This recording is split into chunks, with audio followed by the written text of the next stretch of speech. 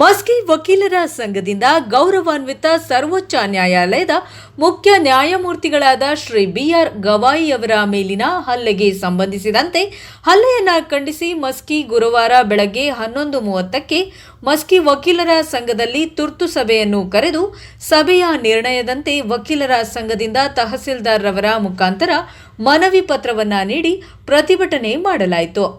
ಇನ್ನು ಕೋರ್ಟ್ ಕಲಾಪವನ್ನ 1 ದಿನದ ಮಟ್ಟಿಗೆ ಬಹಿಷ್ಕರಿಸಲಾಯಿತು.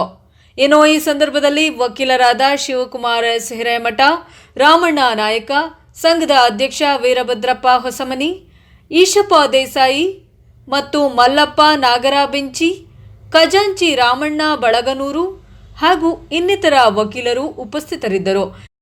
ಏನೋ ಶಿವಕುಮಾರ್ ಎಸ್ ಹಿರೇಮಠ ಕಾರ್ಯಕ್ರಮವನ್ನು ನಿರೂಪಿಸಿದರು. ರಾಮಣ್ಣ ನಾಯಕ, ಈಶಪ್ಪ ದೇಸಾಯಿ ಮಾತನಾಡಿದರು. ನ್ಯಾಯಾಲಯ ಕಲಾಪ ಬಹಿಷ್ಕರಿಸಿ ನ್ಯಾಯವಾದಿಗಳ ಮೇಲಿನ ಶೂ ಎಸೆತ ಪ್ರಕರಣವನ್ನ ಖಂಡಿಸಲಾಯಿತು.